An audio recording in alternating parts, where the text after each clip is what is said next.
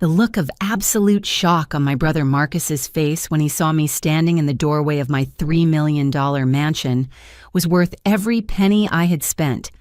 There he was, along with my sister Diana, expecting to find me broken and desperate after they had cruelly excluded me from our family's annual 4th of July reunion for the first time in 32 years. Instead, they discovered me transformed into a successful tech entrepreneur who no longer needed their approval or their inheritance money. As they stood there gaping at the marble columns and crystal chandeliers visible behind me, I smiled calmly and delivered the words that would change everything between us forever. Just 3 weeks earlier, I had been scrolling through Facebook on a quiet Tuesday evening in my San Francisco apartment when I stumbled across something that shattered my world. My neighbor from back home in Cedar Falls, Nebraska, had posted photos from what was clearly our family's annual 4th of July reunion. There was Grandpa Joe's old farmhouse decorated with red, white, and blue bunting. There were my cousins playing volleyball in the same field where we had competed every summer since I was 5 years old. There was the traditional barbecue setup with Uncle Frank manning the grill, wearing his ridiculous stars and stripes apron that he brought out every year without fail. What made my stomach drop was the date stamp on the photos, July 4th, 2023. Our reunion had already happened and I had never received an invitation. Growing up in Cedar Falls, these summer gatherings had been the cornerstone of my childhood. Every year, over 50 members of the Patterson family descended on my grandfather's sprawling farm for 3 days of celebration. We would arrive on Friday evening and the festivities would continue through Sunday afternoon. The entire extended family would be there, aunts, uncles, cousins, second cousins, and even family friends who had been adopted into our circle over the decades. I remembered being 7 years old helping Grandma Helen set up the massive buffet tables under the oak trees. She would always let me arrange the paper plates and plastic forks, making me feel like I had an important job in the preparation. The men would spend Saturday morning setting up the volleyball net and horseshoe pits, while the women prepared potato salad, baked beans, and countless casseroles in the farmhouse kitchen. Those reunions had defined my understanding of family. We shared stories about ancestors who had homesteaded in Nebraska in the 1800s. We celebrated graduations, marriages, and new babies. We mourned together when family members passed away.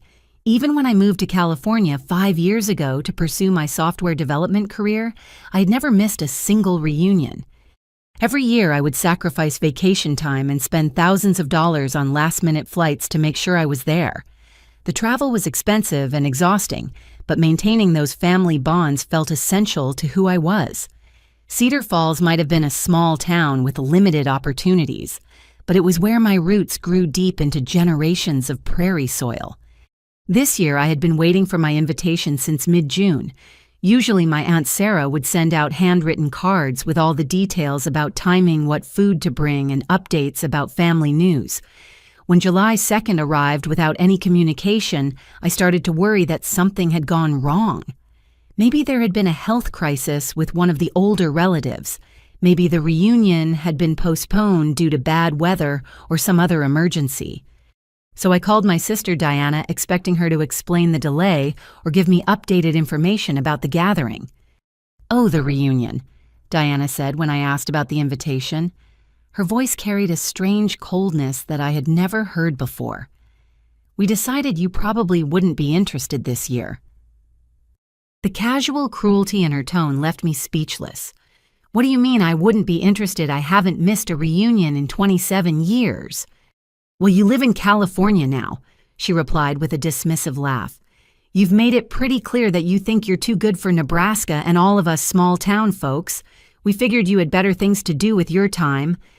I felt like I had been punched in the stomach. "Diana, what are you talking about? I love coming home for the reunion. It's the highlight of my summer every year." "Sure it is," she said sarcastically. "Look, Cher, we all know how you feel about us. You don't have to pretend anymore. Enjoy your fancy California life." She hung up before I could respond, leaving me staring at my phone in complete bewilderment. For the first time in my adult life, I had been deliberately excluded from the family tradition that had anchored my identity since childhood. The betrayal felt like a physical wound that left me struggling to breathe. The next morning, I woke up determined to understand what had happened. Diana's accusation that I thought I was too good for the family made no sense to me. Yes, I lived in California now, but I had always been proud of my Nebraska roots. I talked about Cedar Falls all the time with my colleagues, sharing stories about small-town life and the values my family had instilled in me. I started making phone calls to other relatives, hoping to get some clarity about this sudden change in family dynamics. The conversations that followed were even more devastating than Diana's initial rejection. My cousin Jake was the first to give me real information, though he seemed reluctant to talk about it. "Cher, I don't want to get in the middle of family drama," he said when I called him at his auto repair shop. "But there's been some talk about your attitude lately." "My attitude, Jake? What kind of talk?" He sighed heavily. "Look, Marcus has been saying some things about how you've changed since you moved to California. He says you make comments about our jobs and our lifestyle choices. He thinks you look down on all of us." I felt my world tilting sideways. "Jake, that's completely untrue. I have never said anything negative about anyone's career or lifestyle. I'm proud of this family." "I'm just telling you what Marcus has been saying," Jake replied defensively. "He showed us some posts from your Instagram where you're eating at fancy restaurants and showing off your apartment. He said you're trying to prove how much better your life is than ours." The accusation was so absurd that I almost laughed. "Jake, I post pictures of my life just like everyone else posts pictures of theirs. I've never compared my life to anyone's or suggested that it was better." "Look, I don't know what to believe," Jake said. "All I know is that Marcus said you'd be happier staying in California this year, and most people agreed with him." After Jake hung up, I called my Uncle Frank, hoping for a different perspective. Frank had always been one of my favorite relatives, a gentle man who worked as a mechanic and treated everyone with kindness. Surely he would have a more balanced view of the situation. "Cher, honey," Frank said when he heard my voice. "I was wondering if you'd call about this." "Uncle Frank, I'm so confused. Can you help me understand what happened?" Frank was quiet for a long moment. "Your brother Marcus has been talking to a lot of folks about your situation. He's concerned that you're not happy with your family anymore." "That's not true, Uncle Frank. This family means everything to me." "Well, Marcus showed us some screenshots from your social media where you're posting about expensive meals and fancy places. He said you told him that we were all stuck in the past and needed to get with the times." My heart sank as I realized the scope of what was happening. "Uncle Frank, I never said anything like that. Marcus is lying about what I said." "Now, Cher, why would Marcus lie about his own sister?" I couldn't answer that question because I genuinely didn't understand Marcus's motivation. We had always had a normal sibling relationship with the usual minor conflicts, but no serious problems. I couldn't fathom why he would deliberately sabotage my standing in the family. The final conversation I had that day was with my Aunt Sarah, who'd been organizing the family reunions for over 20 years. If anyone could give me straight answers, it would be her. "Aunt Sarah, I need to understand why I wasn't invited to the reunion this year." Sarah's voice was colder than I had ever heard it. "Cher, we all talked about it, and we decided it would be better for everyone if you focused on your new life, instead of coming back here and judging all of us." "Judging you, Aunt Sarah? I have never judged anyone in this family." "Marcus shared some things you said about how we're all satisfied with mediocrity and don't have any ambition to improve ourselves. He said you think we're all a bunch of small-town losers who are holding you back." The words hit me like a physical blow. Not only had Marcus apparently fabricated quotes and attributed them to me, but he had convinced the entire family that I held them in contempt. The realization that my own brother had systematically destroyed my reputation among the people I loved most was almost too much to bear. "Aunt Sarah, Marcus is lying. I never said any of those things." "Why would Marcus make up something like that about his own sister?" she asked, echoing Uncle Frank's question. I hung up the phone feeling completely isolated and betrayed. In the space of 24 hours, I had learned that my entire extended family believed I was an arrogant, judgmental person who looked down on them. Worse, these beliefs were based on lies that my own brother had been spreading for months. As I sat in my apartment that evening, trying to process the magnitude of the betrayal, a troubling memory surfaced. Last Christmas, when I had visited Cedar Falls for the holidays, my grandmother Helen had mentioned something about updating her will. At the time, I hadn't paid much attention to the comment because estate planning seemed like a normal thing for a 90-year-old woman to consider. But now, with Marcus's coordinated campaign against me fresh in my mind, I began to wonder if there was a financial motivation behind his actions. The Patterson family had accumulated significant wealth over 5 generations of farming and business ownership. Grandmother Helen owned the original family farm, which had been in our family since 1895, plus several rental properties in town and a substantial collection of antiques. The next morning, I called Robert Thompson, the lawyer who had handled legal matters for our family since before I was born. Mr. Thompson had known me since I was a child, and I felt comfortable asking him about my grandmother's estate plans. "Cher, I'm glad you called," Mr. Thompson said when his secretary connected us. "I've been hoping to speak with you about your grandmother's recent will revision." My stomach clenched with anticipation. What kind of revision? Well, Helen came to see me about 6 months ago with some concerns about how to structure her estate. She was worried about making sure her legacy went to family members who would honor the traditions and values that have always been important to the Patterson family. "What does that mean exactly?" Mr. Thompson cleared his throat. "The new will language specifies that the inheritance should go to family members who remain connected to their Nebraska roots and demonstrate ongoing commitment to family traditions. It's a departure from her previous will, which simply divided everything equally among the grandchildren." I felt the room spinning around me as the implications became clear. Mr. Thompson, who influenced this change in language, "Your brother Marcus has been spending quite a bit of time with Helen lately," he said carefully. "He's been very helpful visiting her weekly and bringing his children to see her regularly. He's expressed a lot of appreciation for traditional family values and small-town life." The picture was becoming devastatingly clear. While Marcus had been poisoning the rest of the family against me, he had simultaneously been positioning himself as the ideal heir to our grandmother's estate. His weekly visits weren't motivated by genuine care for Helen. They were part of a calculated scheme to ensure that he would inherit the bulk of the family wealth. "Mr. Thompson, can you give me an estimate of what we're talking about in terms of value?" The farm itself is worth approximately $800,000 based on current agricultural land prices in the area. Helen's antique collection was appraised last year at just over $200,000, but the most significant asset might be the mineral rights associated with the original family property. There's been some exploration interest from energy companies, and preliminary estimates suggest those rights could be worth several $1,000,000 if development moves forward. I hung up the phone feeling sick to my stomach. Marcus wasn't just destroying my relationship with our family for emotional reasons. He was systematically stealing my inheritance by convincing everyone that I had abandoned my roots and didn't deserve to be considered a true member of the Patterson family. The financial stakes made his campaign of lies even more sinister. We weren't talking about a few $1,000s in family mementos. Between the farm, the antiques, and the potential mineral rights, Marcus stood to gain millions of dollars if he could successfully eliminate me from inheritance consideration.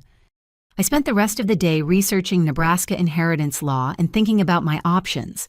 The legal language in the will was subjective enough that Marcus could easily argue that my move to California demonstrated a lack of connection to Nebraska roots. My absence from this year's reunion would only strengthen his case that I had distanced myself from family traditions. As I sat in my apartment that evening looking out at the San Francisco skyline, I realized that I was facing a coordinated attack on both my personal relationships and my financial future. Marcus had spent months carefully constructing a narrative that portrayed me as an ungrateful daughter who had abandoned her family for a more glamorous life. The most painful part was realizing how effective his strategy had been. In less than a year, he had convinced our entire extended family that I was someone completely different from who I actually was. They believed I was arrogant, judgmental, and disconnected from my roots, when in reality I thought about Cedar Falls every day and missed my family constantly. But as I sat there feeling sorry for myself, another realization began to emerge. Marcus had made a critical error in his calculations. He had been so focused on manipulating the family's perception of my character that he had completely overlooked my actual circumstances. He assumed I was just another struggling tech worker living paycheck to paycheck in an expensive city vulnerable to financial pressure and family rejection. What Marcus didn't know was that 6 months earlier, my life had changed in ways that made his inheritance scheme completely irrelevant. The irony of Marcus's timing was almost laughable if it hadn't been so painful. While he spent months plotting to steal $1 million inheritance from me, I had already earned far more than that through my own efforts.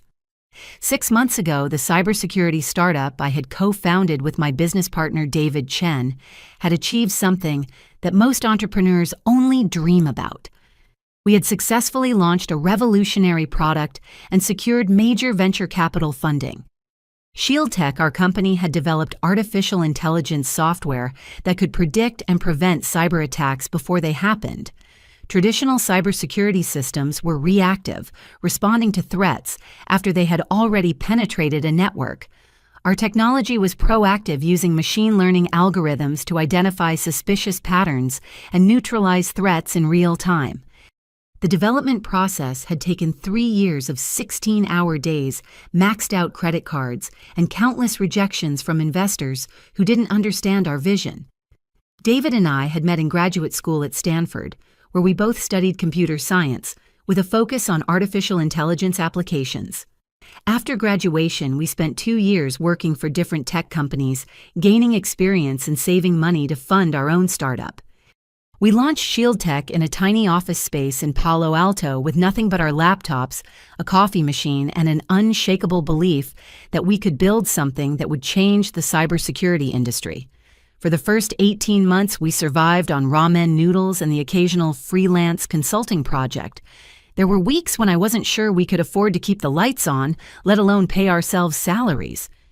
But everything changed when we successfully demonstrated our technology to the Chief Information Security Officer at a Fortune 500 company. Within minutes of seeing our system in action, he understood that we had solved a problem that had been plaguing his industry for decades. That demonstration led to our first major client contract, which provided the revenue stream we needed to refine our technology and hire additional developers. Word spread quickly through Silicon Valley's tight-knit cybersecurity community. Chief technology officers from major corporations began reaching out to us, eager to learn about our artificial intelligence approach to threat prevention. We started receiving invitations to present at industry conferences and technology summits. The turning point came 4 months ago when Sequoia Capital, one of the most prestigious venture capital firms in Silicon Valley, approached us about a Series A funding round. Sequoia had backed companies like Google, Apple, and WhatsApp, so their interest in ShieldTech was a validation of everything David and I had been working toward. The due diligence process was intense, involving weeks of financial audits, technology reviews, and market analysis. Sequoia's partners grilled us about our algorithms, our competitive advantages, and our growth projections. They brought in independent security experts to evaluate our technology and validate our claims about its effectiveness. When the final term sheet arrived, I had to read it 3 times before I could believe the numbers. Sequoia was offering $15 million in Series A funding, valuing ShieldTech at $60 million. My 40% ownership stake in the company was suddenly worth $24 million on paper. The funding announcement had been covered in TechCrunch, Forbes, and the Wall Street Journal. Industry analysts were calling our technology a game changer that would reshape how corporations approach cybersecurity. We had gone from struggling entrepreneurs to Silicon Valley success story almost overnight. But I hadn't shared this news with my family yet. I had been planning to surprise them at this year's reunion with the story of Shield Tech's success. I had imagined their faces when I told them about the funding round and the company valuation. I had wanted to explain how their values of hard work, persistence, and integrity had guided me through the challenges of building a company. Instead, while I was planning to celebrate my success with the people who had raised me, my brother was systematically destroying my reputation and positioning himself to steal an inheritance that represented a fraction of what I had already earned. The contrast was stark and painful. Marcus was scheming to claim a few $1,000,000 through manipulation and lies, while I had legitimately earned far more through innovation and dedication. He was telling everyone that I had become arrogant and materialistic, when in reality I had been quietly building a company that would create jobs and solve real problems for businesses around the world. As I reflected on the situation, I realized that I had a choice to make. I could accept my family's rejection and focus entirely on my new life in California, or I could fight back against Marcus's lies and reclaim my place in the Patterson family. The financial inheritance no longer mattered to me, but the relationships and the truth still did. I had always been someone who stood up for what was right, even when it was difficult.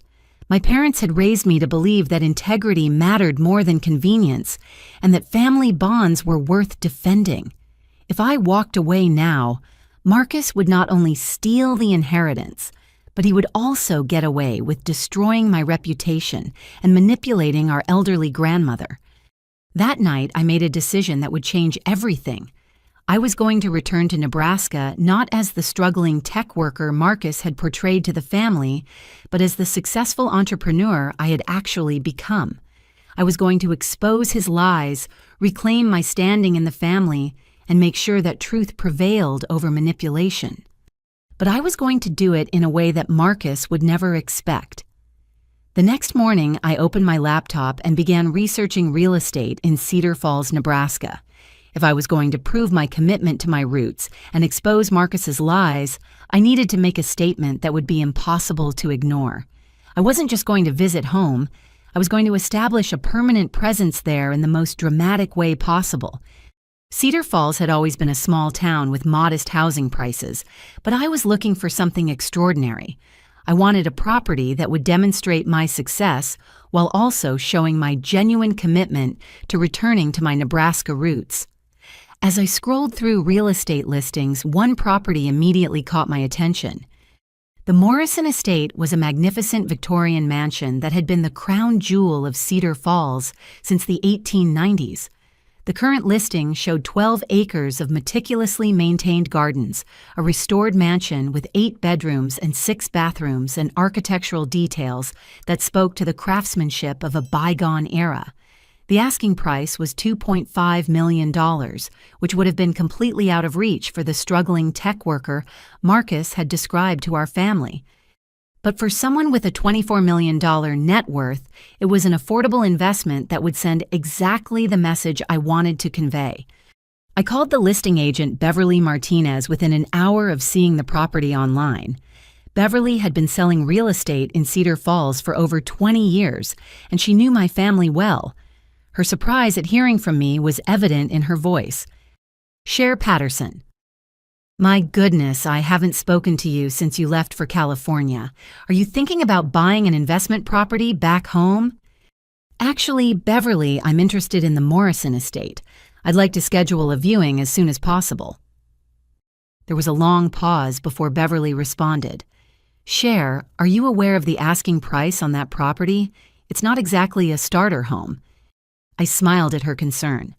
"I'm aware of the price, and I'm prepared to make a cash offer above asking if the property meets my expectations. When can we arrange a showing?" Beverly's tone shifted immediately as she realized this was a serious inquiry. "I can have the current owners out of the house tomorrow morning if you'd like to fly in for a viewing. But I have to ask, are you planning to use this as a vacation home, or are you considering moving back to Nebraska?" "I'm planning to make Cedar Falls my primary residence again," I told her. "I want to come home." The flight to Cedar Falls gave me time to think about the strategic implications of buying the Morrison estate. The house wasn't just expensive, it was historically significant. For over a century, it had been owned by the Morrison family, who had been among the most prominent citizens of Cedar Falls. The mansion had hosted governors, senators, and business leaders. It was the kind of property that represented permanent roots and long-term commitment to the community. When Beverly met me at the airport, her professional excitement was barely contained. "Cher, I have to tell you, this property has been on the market for 8 months. The owners are motivated to sell, especially to someone with local connections." The drive through downtown Cedar Falls brought back a flood of childhood memories. Main Street looked exactly the same as it had when I was growing up, with the same brick buildings housing family-owned businesses that had been there for generations. The familiarity was comforting, but I also noticed things I had never paid attention to before: the economic challenges facing small-town America, the empty storefronts that spoke to businesses that had closed, the aging infrastructure that reflected limited municipal budgets. But there was also something appealing about the pace of life here, the sense of community that existed in a place where everyone knew their neighbors and people still gathered at the local diner to discuss current events. After 5 years in Silicon Valley's hyper-competitive environment, the thought of returning to a place where success wasn't measured entirely by net worth and stock options held genuine appeal. The Morrison estate was even more impressive in person than it had appeared in the online photos.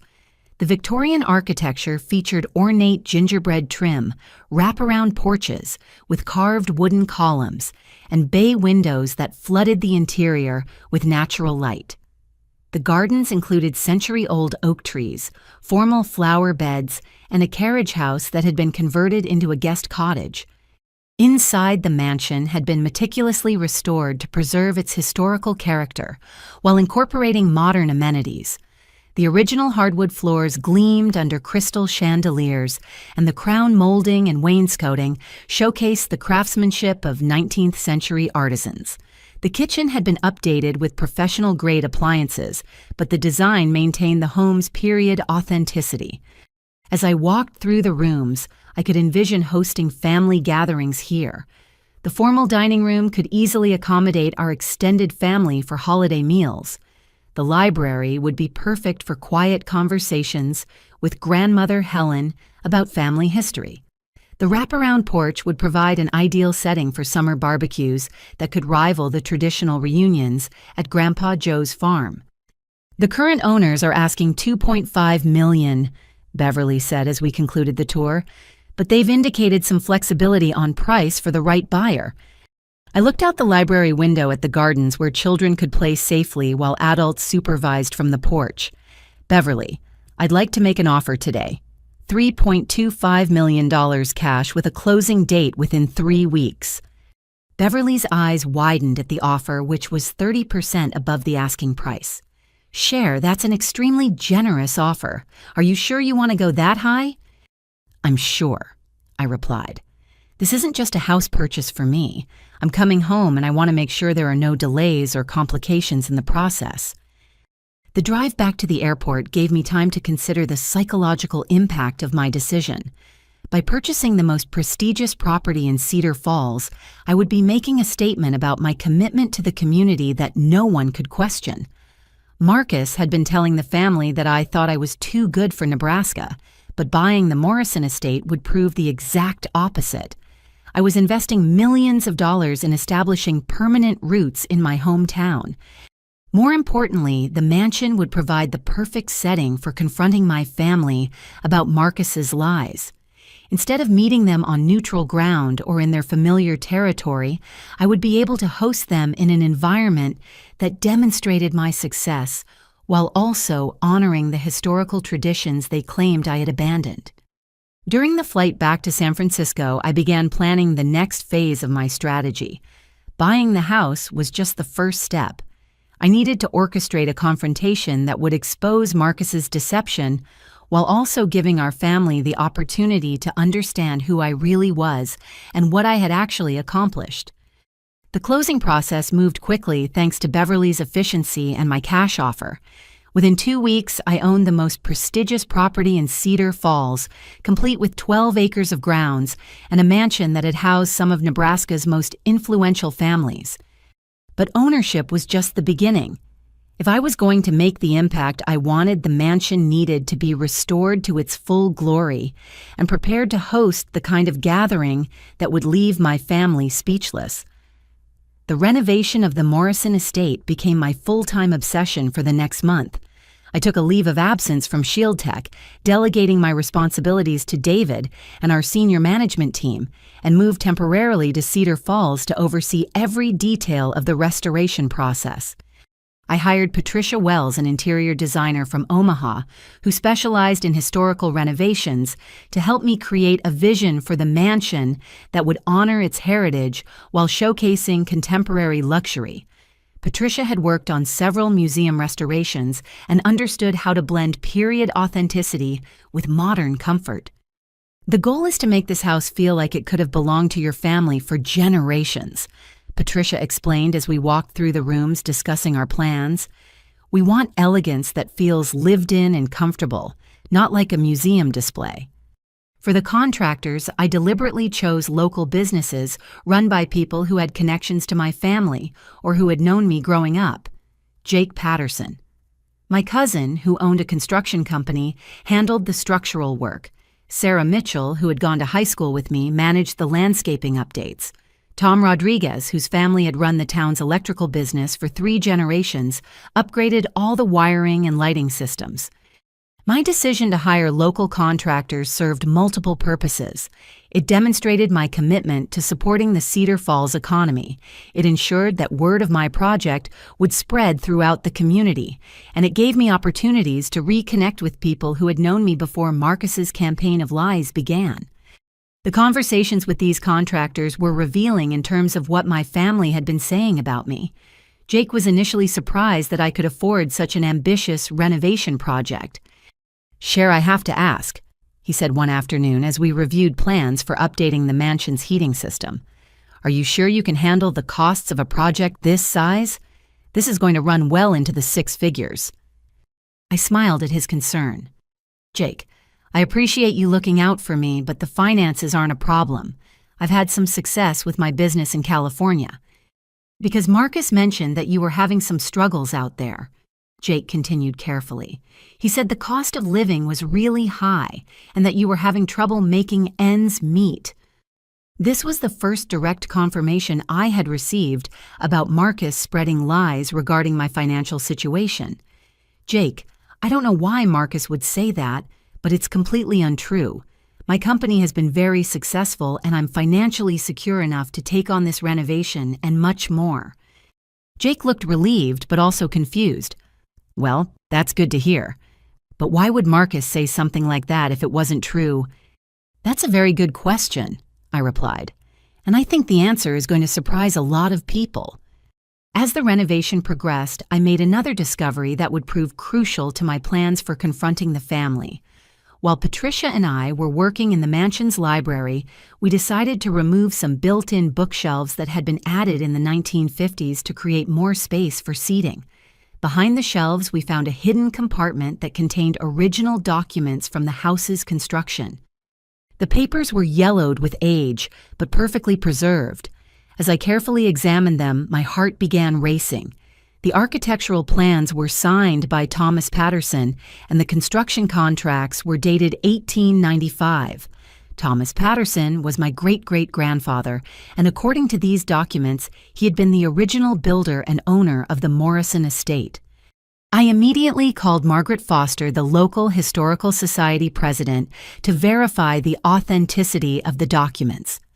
Margaret had been researching Cedar Falls history for over 40 years and was considered the definitive expert on the town's heritage. "My goodness, Cher," Margaret said when she saw the documents. "These are absolutely authentic. I've been looking for these construction records for decades. They confirm what we've always suspected about Thomas Patterson's role in building this mansion." Margaret explained that Thomas Patterson had been one of Cedar Falls's most successful businessmen in the late 1800s. He had made his fortune through a combination of farming, real estate development, and early investments in the railroad industry that connected Nebraska to the broader American economy. Thomas built this mansion as a symbol of his success and his commitment to making Cedar Falls a thriving community, Margaret continued. But he lost everything during the economic depression of the 1890s and was forced to sell the house to the Morrison family in 1896. The irony was overwhelming. Marcus had been telling everyone that I had abandoned my roots and lost connection to my Nebraska heritage. In reality, I had purchased and restored the house that my own ancestor had built over a century ago. I wasn't abandoning my family's legacy, I was reclaiming it. The discovery of Thomas Patterson's documents gave me the perfect narrative to counter Marcus's lies. He'd been portraying me as someone who thought she was too good for small-town life, when in fact I was literally returning to the home my family had built before economic hardship forced them to give it up. Margaret helped me research more of the family history, and we learned that Thomas Patterson had been forced to sell the mansion for a fraction of its value during the financial panic of 1896. The loss had devastated the family financially, and they had never recovered their previous prosperity. For over a century, the Pattersons had been working-class farmers and small business owners, always looking up at the mansion that had once belonged to them. Now, through my own success, I had earned enough money to buy back the family's ancestral home and restore it to its original grandeur. The symmetry was poetic, but more importantly, it provided irrefutable evidence of my connection to Cedar Falls and my commitment to honoring family tradition. As the renovation neared completion, I began planning the event that would bring my family to the mansion and force them to confront the truth about Marcus's lies. I decided to host a housewarming party over Labor Day weekend, positioning it as my attempt to reconnect with family and celebrate my return to Nebraska. The invitations would be elegant and formal, printed on custom stationery that featured a historical photograph of the mansion from Thomas Patterson's era. The message would emphasize my desire to honor family traditions and create new memories in our ancestral home. But before I sent the invitations, I needed to complete one more crucial element of my preparation. I needed to gather concrete evidence of Marcus's lies and manipulation, so that when I confronted him, he wouldn't be able to deny what he had done or claim that I was fabricating accusations against him. As the renovation of the mansion continued, I began systematically gathering intelligence about the scope of Marcus's campaign against me. I needed concrete evidence of his lies if I was going to expose him effectively, and I knew that my cybersecurity background would give me advantages in uncovering digital communications that documented his deception. My first step was to reconnect with childhood friends who still lived in Cedar Falls and who might have insight into what Marcus had been saying about me. I reached out to Emma Rodriguez, who had been my best friend in high school and now taught second grade at Cedar Falls Elementary School. Emma and I had stayed in touch sporadically over the years, but we hadn't had a serious conversation since I moved to California. "Cher, I'm so glad you called," Emma said when I reached her. "I've been wanting to talk to you about some things I've been hearing around town." We arranged to meet for coffee at Miller's Diner, the same restaurant where we had spent countless hours as teenagers, discussing our dreams for the future. When I walked into Miller's, I was struck by how little the place had changed. The same red vinyl booths, the same black and white checkered floor, even the same handwritten menu board that Mr. Miller had used for 30 years.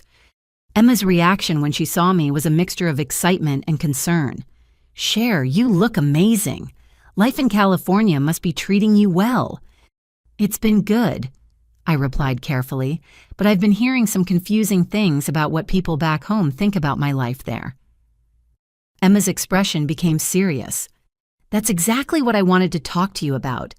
There have been some rumors going around, and I wasn't sure if they were true or if you knew about them."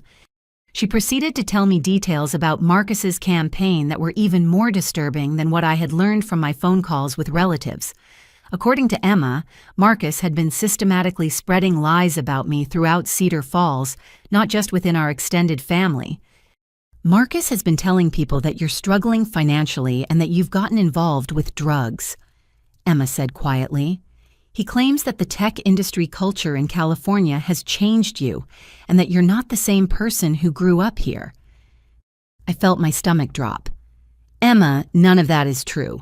I've never used drugs in my life and I'm not struggling financially. I didn't think it sounded like you, Emma replied, but Marcus seemed to have specific examples. He showed people screenshots from your social media accounts that he said proved you were living beyond your means and trying to create a false image of success. The revelation that Marcus had been manipulating my social media posts was particularly infuriating. I realized he had been taking photos I posted of normal activities dinner at restaurants, my apartment social events, and reframing them as evidence of irresponsible spending and desperate attempts to appear successful. Emma continued with more details that revealed the sophistication of Marcus's manipulation. He brought his wife, Linda, and their daughters to your grandmother, Helen's 90th birthday party last month. He made a big show of presenting himself as the responsible family man who was taking care of the older generation, while other family members were too busy with their own lives to visit. I wasn't invited to grandmother's birthday party, I said, feeling another stab of betrayal. I know, Emma replied sadly. Marcus made sure everyone knew that you couldn't be bothered to come home for such an important milestone.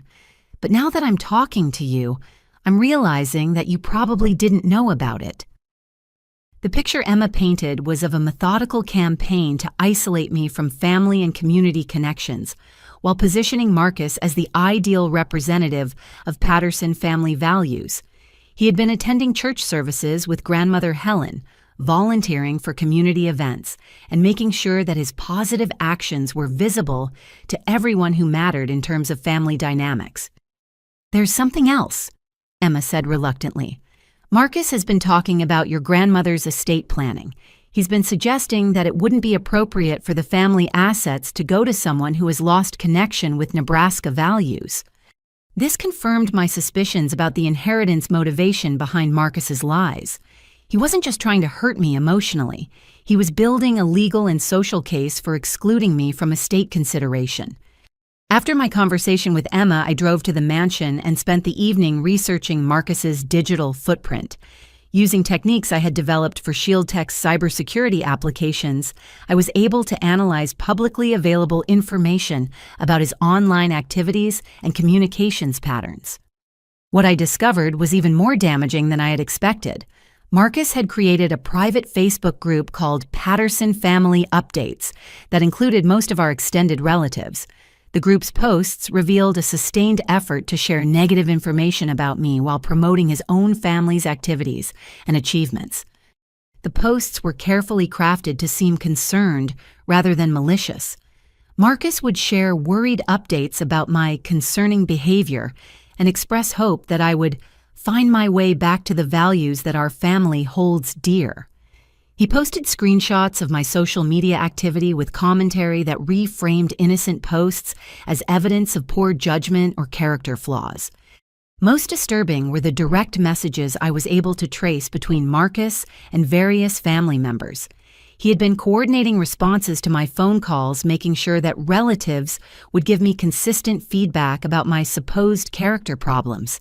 The messages revealed a level of manipulation that went far beyond simple sibling rivalry. In one exchange with our cousin Rachel, Marcus wrote, "Make sure you mention Cher's attitude problem if she calls you about the reunion. We need to present a united front so she understands that her behavior has consequences." In another message to Uncle Frank, Marcus said, "I've attached screenshots showing how Cher flaunts her expensive lifestyle on social media. You can see how disconnected she's become from our family's values." The digital evidence was comprehensive and damning. Marcus had orchestrated a systematic campaign to destroy my reputation based entirely on lies and manipulated information. He had convinced our family that I was arrogant, financially irresponsible, and contemptuous of their lifestyle, when none of those characterizations bore any resemblance to reality. But I also realized that this evidence gave me the ammunition I needed to expose Marcus and reclaim my standing in the family. The digital trail was clear and undeniable. When I confronted him, he wouldn't be able to claim that I was imagining things or making accusations without proof. As I sat in the mansion's library that night, surrounded by the documents that proved my family's historical connection to this house, I began planning the perfect moment to reveal everything I had learned about Marcus's deception. Armed with evidence of Marcus's digital manipulation, I realized I needed to take my investigation one step further.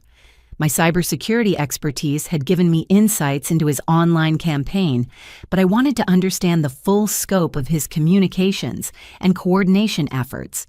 Using the legally obtained information and applying ShieldTech's threat detection algorithms to analyze communication patterns, I was able to uncover the true extent of Marcus's scheme. The analysis revealed something that shocked me even more than his initial lies. Marcus had been documenting his manipulation strategy in email exchanges with his wife, Linda. These communications showed a level of calculated planning that transformed his actions from simple family drama into deliberate fraud.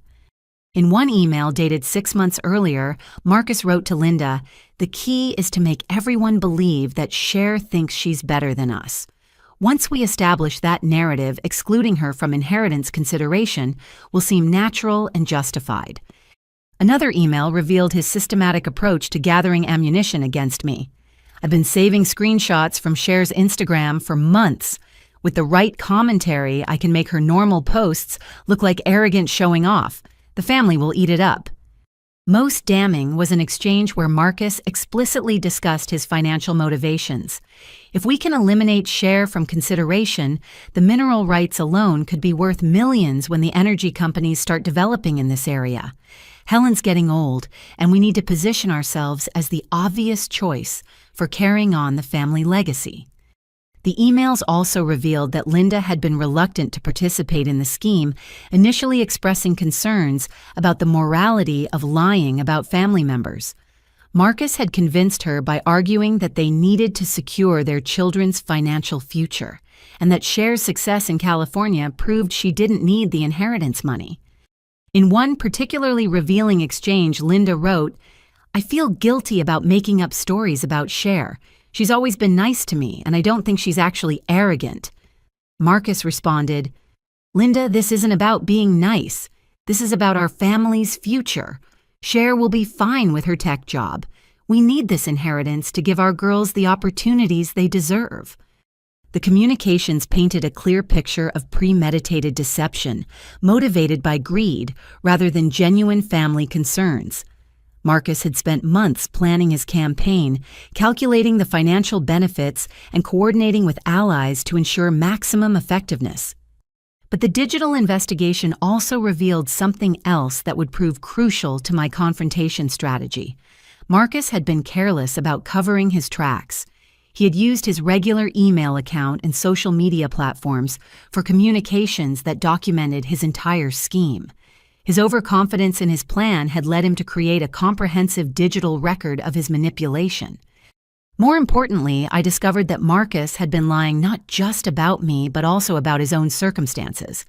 The emails revealed that he was facing serious financial pressure due to poor investment decisions and business failures. His construction company was struggling with debt, and he had borrowed heavily against his home to keep the business afloat. The inheritance wasn't just an opportunity for Marcus, it was a financial lifeline that he desperately needed to avoid bankruptcy. His attacks on me were motivated by desperation as much as greed, which made his actions even more reprehensible, since he was willing to destroy family relationships to solve his own financial problems. As I compiled this evidence, I also began planning the most effective way to use it. Simply confronting Marcus privately would allow him to deny everything or claim that I had fabricated the evidence. I needed a setting where the truth would be undeniable and where the family could see his deception exposed in real time. The housewarming party at the mansion would provide the perfect opportunity, but I realized I needed to create a more immediate confrontation first. If I could catch Marcus off guard and force him to reveal his true character in front of key family members, it would set the stage for a complete reversal of family dynamics. I decided to accelerate my timeline and create an opportunity for Marcus to expose himself before the planned party. The mansion renovation was nearly complete, and I was ready to begin the final phase of my plan to reclaim my place in the Patterson family while exposing the brother who had betrayed me. The evidence I had gathered was comprehensive and irrefutable. Marcus had documented his own deception through months of careless digital communications. When the moment came for confrontation, he would have no defense against the truth of his own words and actions. But I also knew that exposing Marcus was only part of my goal. I wanted to rebuild genuine relationships with family members who had been manipulated into believing lies about me. That would require not just proving Marcus wrong, but also demonstrating who I really was and what I had actually accomplished with my life. The mansion renovation had given me the perfect platform for that demonstration. The historical connection to Thomas Patterson provided a powerful narrative about honoring family legacy rather than abandoning it. The obvious investment in returning to Cedar Falls proved my commitment to my roots, and the scope of the renovation project hinted at financial success that contradicted everything Marcus had told the family about my circumstances. As I put the finishing touches on my preparation, I felt a mixture of anticipation and sadness.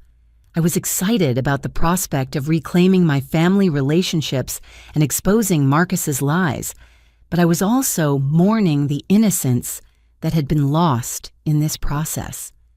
Family gatherings would never feel the same after learning how easily relatives could be manipulated into turning against each other. The investigation had revealed not just Marcus's deception, but also uncomfortable truths about how quickly people were willing to believe negative stories about someone they claimed to love.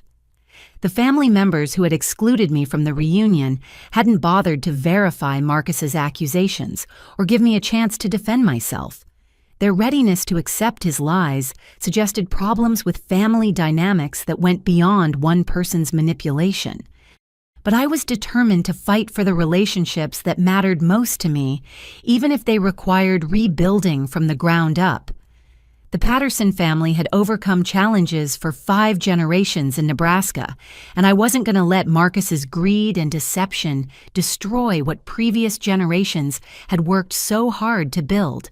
With the mansion renovation nearing completion and my evidence against Marcus fully compiled, I began planning the event that would bring my family to witness the truth about our situation. The housewarming party needed to be elegant enough to showcase the mansion's restoration while creating an environment where I could address the lies that had torn our family apart. I hired James Sullivan, a renowned caterer from Omaha, who specialized in creating sophisticated events that honored regional culinary traditions. James understood my vision for an event that would celebrate Nebraska heritage while demonstrating contemporary success. The menu would feature locally sourced ingredients prepared with techniques that elevated familiar flavors into something extraordinary. "We'll serve Nebraska beef tenderloin with a sauce made from local mushrooms," James explained as we planned the menu. "The sides will include sweet corn sourced from family farms in the area, but prepared in ways that showcase the quality of the ingredients. Everything will feel both familiar and special." The invitation design required careful consideration of tone and message. I worked with a graphic designer to create elegant cards featuring a historical photograph of the mansion from the 1890s, when Thomas Patterson had first built the house. The invitation text emphasized my desire to reconnect with family and honor our shared heritage in a meaningful way. The invitation read, "You are cordially invited to celebrate the restoration of the Patterson family's ancestral home. Join me for an evening of reconnection, reflection, and renewal as we honor the traditions that bind us together across generations. Your presence would mean everything to me as I officially return home to Cedar Falls." I sent invitations to every family member who had been present at the reunion that excluded me, along with several childhood friends and community leaders who had known my family for generations. The guest list included over 40 people, ensuring that whatever happened at the event would be witnessed by representatives of both family and community. But I also realized that waiting for the formal party might not provide the most effective confrontation with Marcus. I needed an opportunity to catch him off guard and force him to reveal his true character without the buffer of a large social gathering.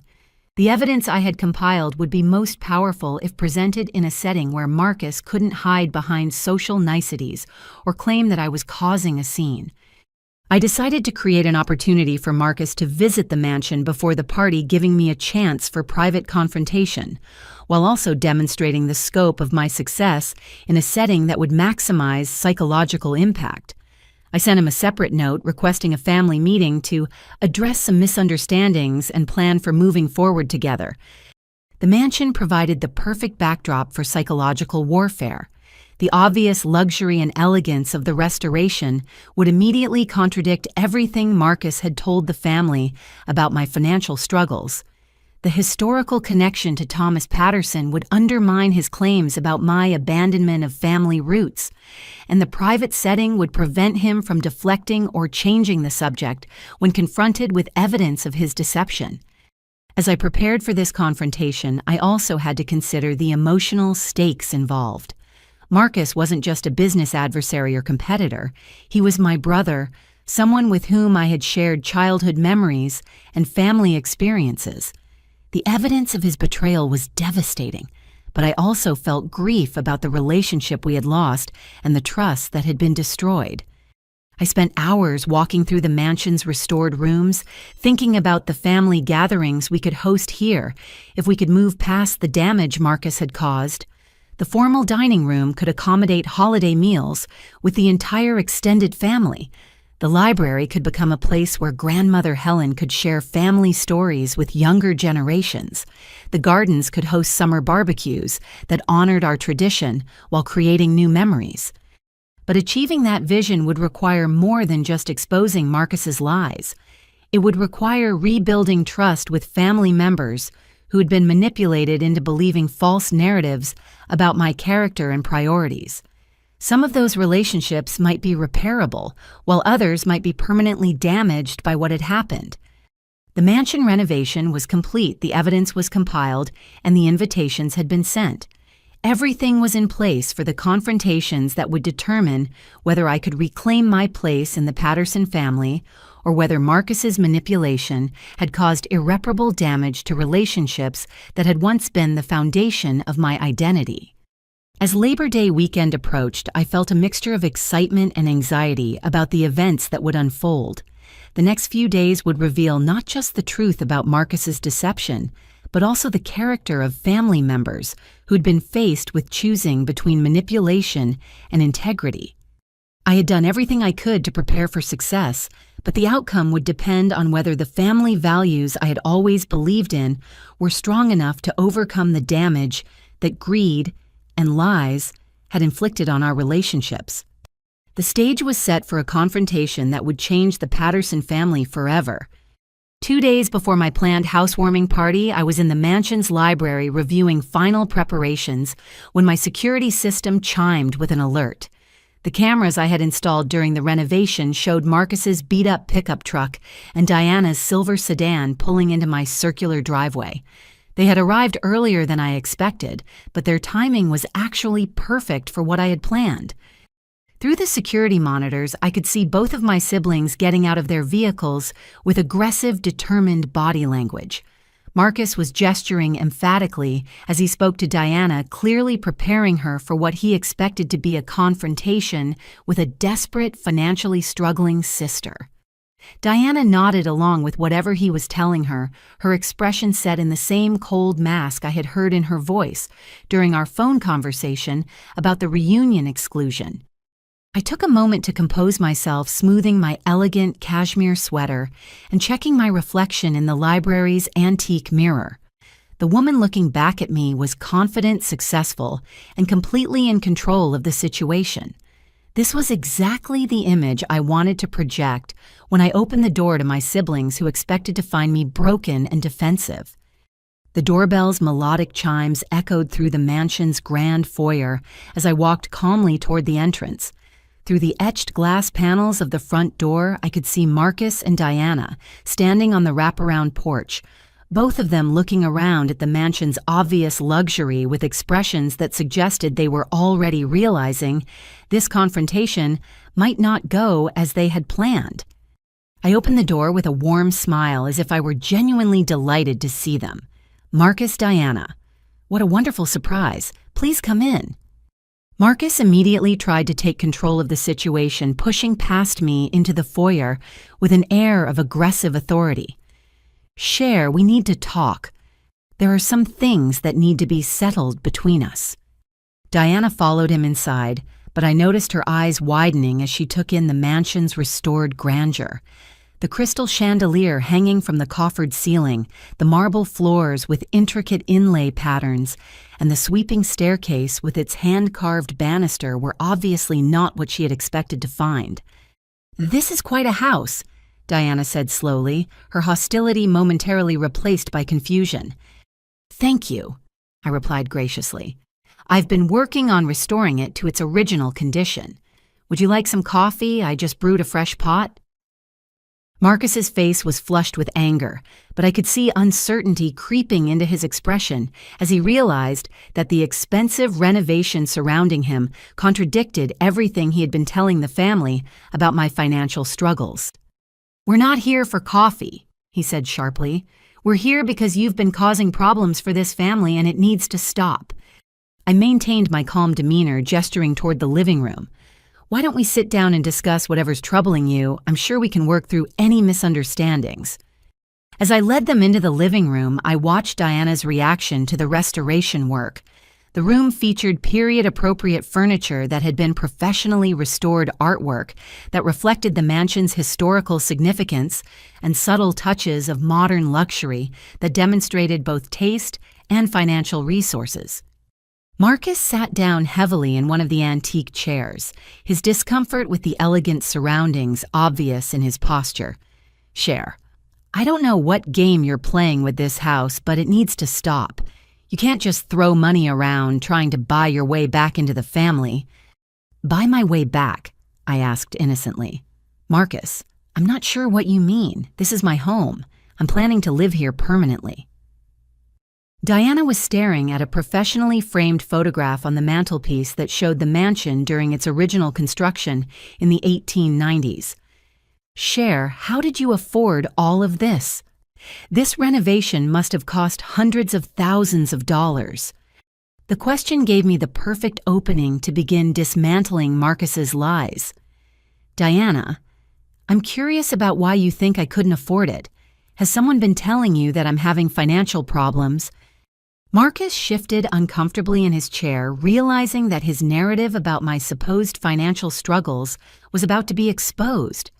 We all know that tech jobs in California are unstable, and the cost of living out there is impossible.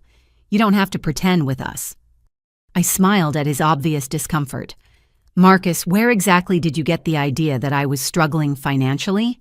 Did I ever tell you I was having money problems?" "You didn't have to tell me," Marcus replied defensively.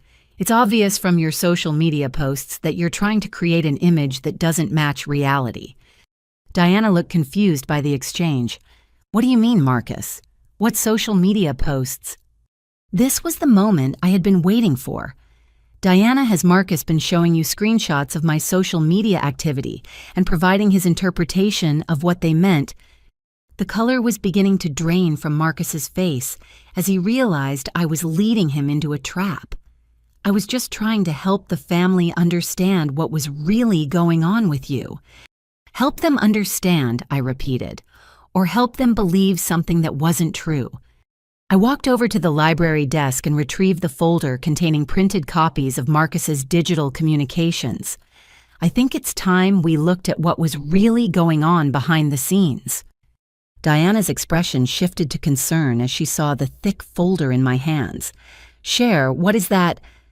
"This," I said, settling into the chair across from my siblings, "is documentation of a very interesting email and social media campaign that's been running for the past 6 months.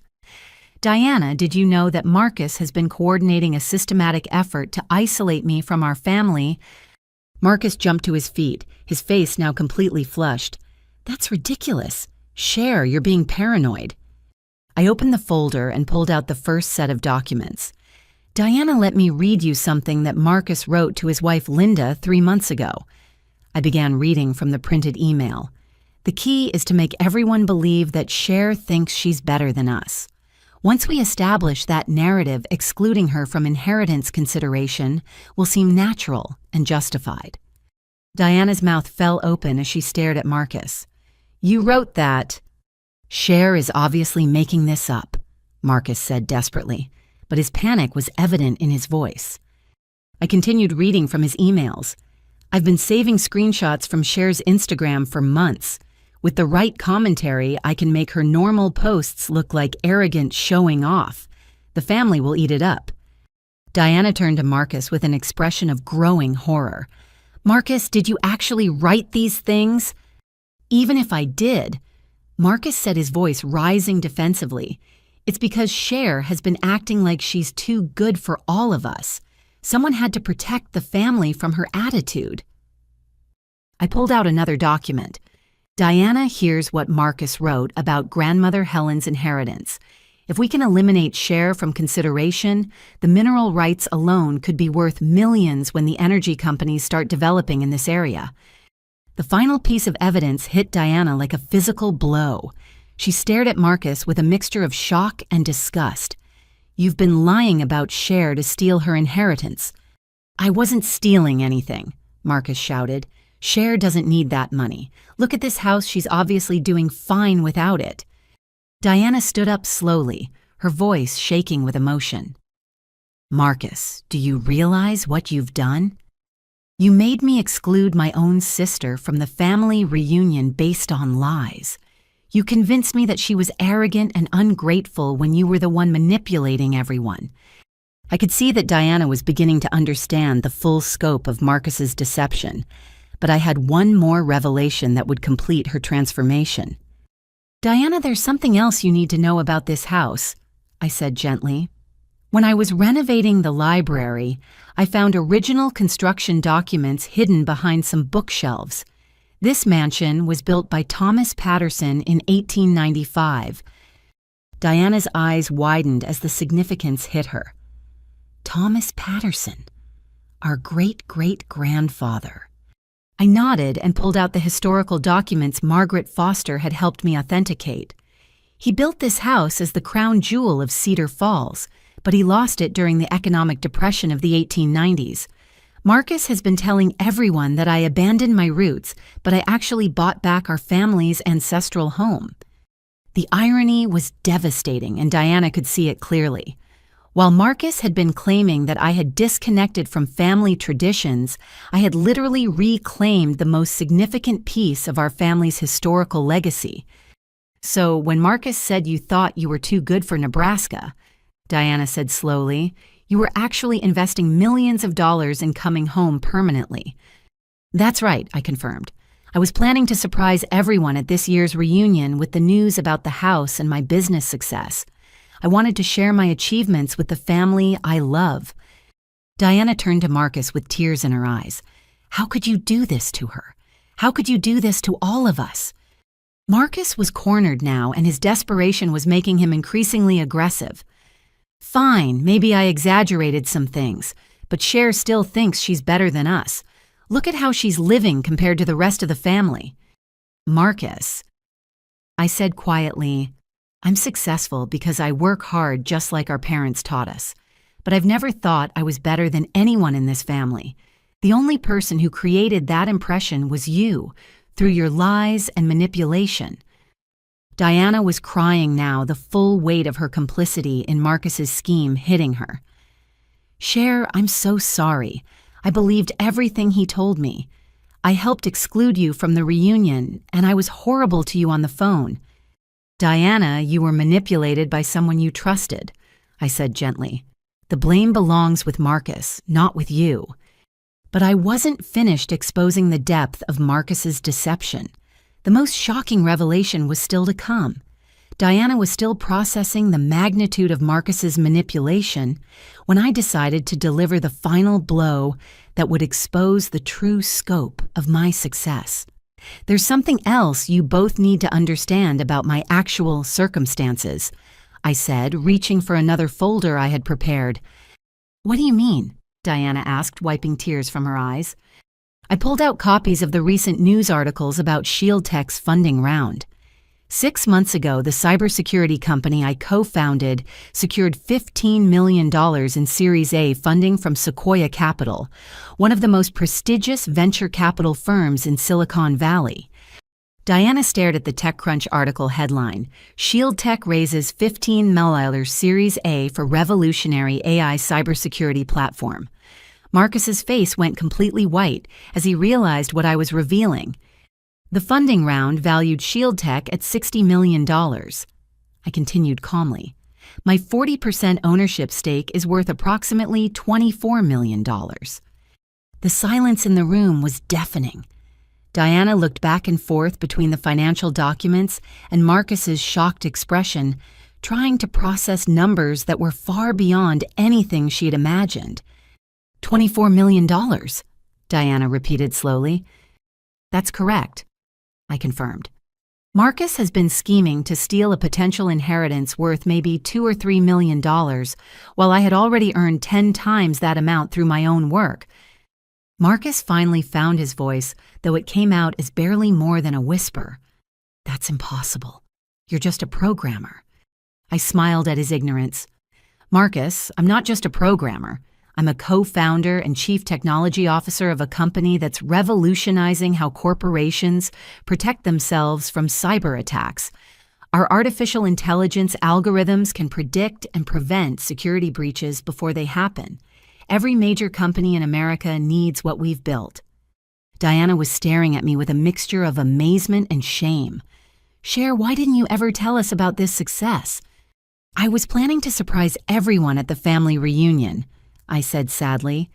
I wanted to share the good news with all of you and explain how the values you taught me had helped me build something meaningful. Instead, I learned that I had been excluded from the family based on lies about my character and my circumstances. Marcus was slumped in his chair, the full magnitude of his failure becoming clear to him. Not only had his scheme been exposed, but he now realized that the inheritance he had been plotting to steal was insignificant compared to the wealth I had already accumulated. The irony is devastating, isn't it? I continued. While you were telling everyone that I was struggling financially and had lost connection with family values, I was actually building a company worth more than our entire family's generational wealth combined. Diana stood up and walked to the window, looking out at the mansion's gardens while she processed everything she had learned. Marcus, do you understand what you've done? You destroyed our sister's reputation in the family because you were jealous of success you didn't even know existed. I wasn't jealous, Marcus protested weakly. I was trying to protect the family from someone who had changed. No, I said firmly. You were trying to steal my inheritance because your own financial situation is desperate. I know about your construction company's debts and the loans you took against your house. Marcus's remaining defenses crumbled as he realized I had uncovered that information as well. How do you know about that? Because when someone tries to destroy my reputation, I investigate their motivations, I replied. Your business is failing and you needed that inheritance money to avoid bankruptcy. You were willing to lie about your own sister and manipulate our elderly grandmother because you made poor financial decisions. Diana turned back from the window with a look of complete disgust.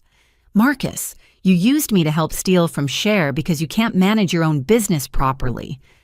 The room fell silent as the full scope of Marcus's deception and desperation became clear.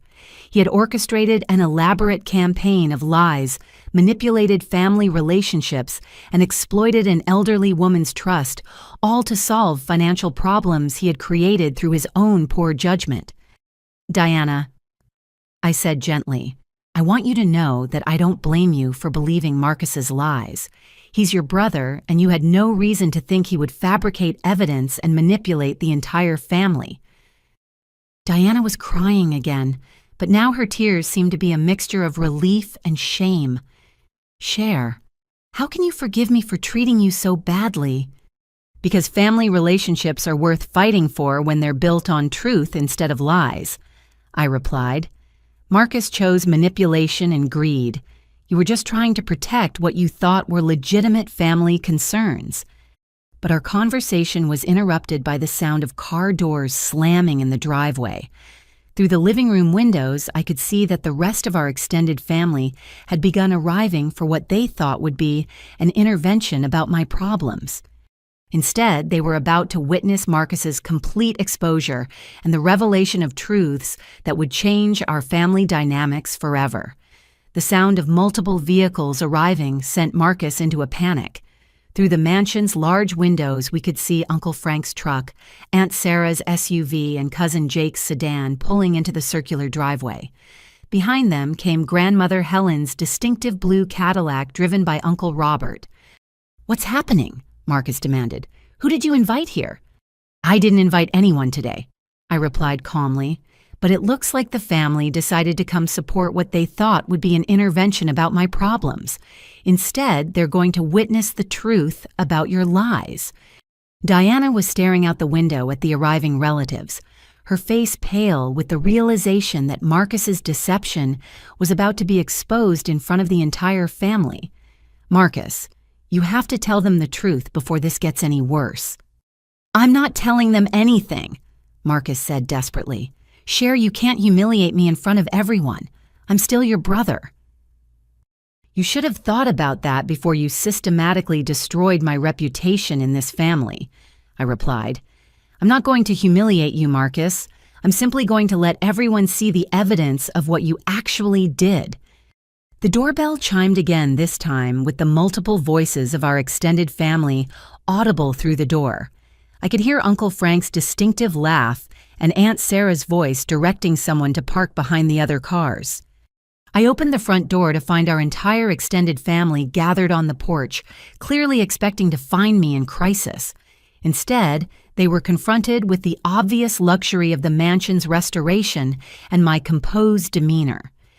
"Everyone please come in," I said warmly. "What a wonderful surprise to see you all." Uncle Frank was the first to speak as they filed into the grand foyer. "Cher, honey, we came as soon as we heard that Marcus and Diana were coming to talk to you about some problems you've been having." Aunt Sarah was looking around the mansion's interior with obvious confusion. "Cher, this house is incredible. How did you afford something like this?" "That's exactly what we've been discussing," I replied, leading the group into the spacious living room. "There seem to have been some misunderstandings about my circumstances that need to be cleared up." Grandmother Helen was the last to enter, supported by Uncle Robert's arm. At 90 years old, she moved slowly, but her mind was still sharp. Her eyes took in the mansion's elegant details with obvious appreciation. "Cher, dear," she said in her soft voice, "this is a beautiful home. It reminds me of the stories my grandmother used to tell about the Patterson family's house from the old days." "Grandma Helen, that's because this is the Patterson family's house from the old days," I said gently. "This mansion was built by our great-great-grandfather, Thomas Patterson, in 1895. The revelation sent a ripple of shock through the assembled family. Cousin Jake was the first to respond. "Cher, are you saying this is the house that Thomas Patterson built before the family lost it during the Depression?" "That's exactly what I'm saying," I confirmed, showing them the historical documents I had found. I discovered these original construction papers during the renovation. Thomas Patterson built this mansion as the crown jewel of Cedar Falls, and I've restored it to honor our family's legacy. Uncle Frank whistled appreciatively as he examined the documents. "Cher, this is incredible. You've brought the family home." Diana chose that moment to reveal the devastating truth about Marcus's deception. "Uncle Frank, there's something else you all need to know. Marcus has been lying to everyone about Cher for months." The room fell silent as Diana's words sank in. Aunt Sarah looked confused. "What do you mean lying about Cher?" Diana pulled out the folder containing Marcus's printed emails and social media communications. "Marcus has been spreading false stories about Cher's character and financial situation. He's been manipulating all of us to exclude her from the family so he could position himself to inherit more of grandmother's estate." The family's shock was palpable as Diana began reading excerpts from Marcus's documented communications. With each revelation about his systematic campaign of lies, the relatives who had believed his stories began to understand how they had been manipulated. Cousin Jake was the first to express his outrage. "Marcus, you mean you made up all those stories about Cher being arrogant and struggling with money?" Marcus tried to defend himself, but his lies were collapsing in real time. "I didn't make anything up. I just interpreted what I was seeing." "You interpreted," Uncle Frank said angrily. "Marcus, these emails show you planning to fabricate evidence against your own sister. This isn't interpretation. This is deliberate deception." But the most devastating reaction came from grandmother Helen, who'd been listening to the revelations with increasing dismay. "Marcus," she said in a voice that carried deep disappointment, "how could you lie to me about Cher? How could you manipulate an old woman's love for her family?" The room was silent as everyone waited for Marcus's response, but he had no defense for the evidence that surrounded him. His scheme had been completely exposed, and the family could see the true scope of his deception. "There's one more thing everyone should know," I said gently. "Marcus has been motivated by more than just greed. His construction business is failing, and he desperately needed the inheritance money to avoid bankruptcy." The final revelation completed Marcus's humiliation. Not only had he lied to the family, but he had done so to solve financial problems created by his own poor business decisions. Aunt Sarah shook her head in disgust. "Marcus, you destroyed your sister's reputation in this family because you couldn't manage your own finances properly." But Grandmother Helen had one more surprise that would change everything. Grandmother Helen slowly stood up from her chair, supported by Uncle Robert, but clearly determined to address the family herself. At 90 years old, she commanded respect from everyone in the room, and her voice, though soft, carried the authority of the family matriarch. "There's something I need to tell all of you." She began, her eyes moving from person to person around the room. "Marcus, I've known about your lies for months." The room fell completely silent. Marcus's face went white as he stared at our grandmother in shock. "What do you mean, Grandma Helen?" Diana asked carefully. "I mean that I've known Marcus was lying about Cher since he started his campaign against her," Helen said with quiet dignity. "When you reach my age, you develop good instincts about people's motivations. Marcus's sudden interest in visiting me every week combined with his constant criticism of Cher made me suspicious." Uncle Frank leaned forward in his chair. "Mom, if you knew Marcus was lying, why did you let it continue?" Helen's smile was sad but wise. "Because I wanted to see what kind of people my family members really were when they thought money was at stake. I wanted to understand who would stand by their principles and who would abandon them for financial gain." Aunt Sarah looked confused. "But you changed your will to favor family members who stayed connected to Nebraska roots." "I did change my will," Helen confirmed, "but not for the reasons Marcus thought. I changed it because I wanted to test everyone's character. I've been working with Robert Thompson to document which family members tried to verify Marcus's claims about Cher versus those who simply accepted rumors without question." Marcus was staring at our grandmother in horror. "You mean you were testing us?" "I was testing you, Marcus," Helen replied firmly, "and you failed completely. Instead of showing integrity and family loyalty, you showed greed and willingness to lie about people you're supposed to love." Helen turned to face me with obvious affection. Cher, on the other hand, never called me to complain about Marcus or defend herself against his accusations. Instead, she quietly built a successful business and bought back our family's ancestral home to honor our heritage.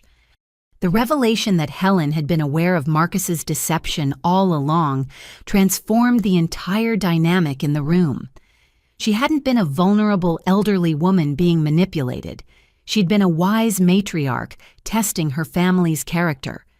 "Grandma Helen," I said gently, "you knew Marcus was lying, but you let me suffer through months of family rejection." Helen's expression showed deep regret. "Cher, that was the hardest part of this test. but I needed to see how you would respond to adversity. Would you become bitter and vindictive, or would you maintain your integrity and find constructive ways to address the situation? She gestured around the beautifully restored mansion.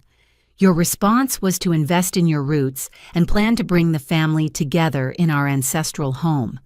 Marcus's response was to lie, manipulate, and scheme for financial gain. Helen reached into her purse and pulled out a sealed envelope. I've prepared a new will that reflects what I learned during this test. Marcus will inherit nothing from my estate due to his documented deception and manipulation.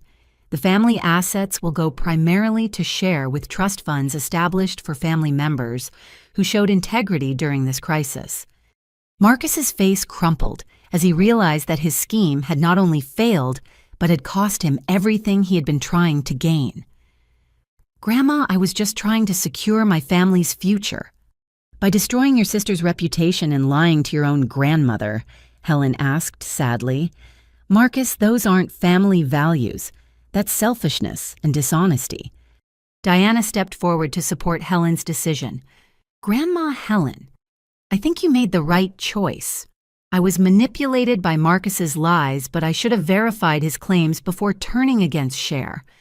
One by one, the other family members expressed their support for Helen's decision and their regret for believing Marcus's fabricated stories. Uncle Frank apologized for questioning my character without giving me a chance to defend myself. Aunt Sarah admitted that she should have known Marcus's accusations didn't match the person who had grown up in their family. The most emotional moment came when Cousin Jake approached me with tears in his eyes. Cher, I'm ashamed that I believed Marcus's lies about you. You've always been one of the most genuine people in this family, and I should have trusted my own judgment instead of listening to gossip. As the family members continued to express their regret and support, Marcus realized that he had lost not just the inheritance, but also the respect and trust of everyone he had tried to manipulate. His wife Linda, who had been waiting in the car during the confrontation, came inside and publicly apologized for her role in his scheme. I'm filing for divorce, Linda announced quietly. I can't be married to someone who would lie to his own family for money. The complete reversal of Marcus's fortunes was devastating, but appropriate. His greed and deception had cost him his inheritance, his family relationships, and his marriage. The scheme that was supposed to secure his financial future had instead destroyed everything that mattered in his life. But for the rest of us, Helen's wisdom had revealed important truths about family loyalty, integrity, and the difference between love and manipulation. The painful months of separation had ultimately strengthened our bonds by forcing us to confront what we really valued in our relationships with each other. 6 months later, as I sit in the mansion's restored library writing this story, I'm surrounded by evidence of how profoundly our family dynamics have changed. The housewarming party that I had originally planned as a confrontation became instead a genuine celebration of reunion and renewal. The mansion has become the new center of Patterson family gatherings, with the annual reunion, now hosted in the gardens, where Thomas Patterson once welcomed guests over a century ago. The irony isn't lost on any of us that the house Marcus claimed represented my abandonment of family roots has become the place where our family traditions have been reborn. Diana and I have rebuilt our relationship stronger than it ever was before. She's become my closest ally in planning family events and has taken on the role of family historian, working with me to document the stories and traditions that connect us across generations. Her children, my nephew and niece, spend summers at the mansion, learning about their heritage and developing the kind of family bonds that Marcus's lies had threatened to destroy. The extended family has embraced my success with genuine pride, celebrating ShieldTech's continued growth and my expanding role as a technology entrepreneur. Several of my younger cousins have applied for internships at the company, and I've been able to create opportunities for family members who are interested in technology careers.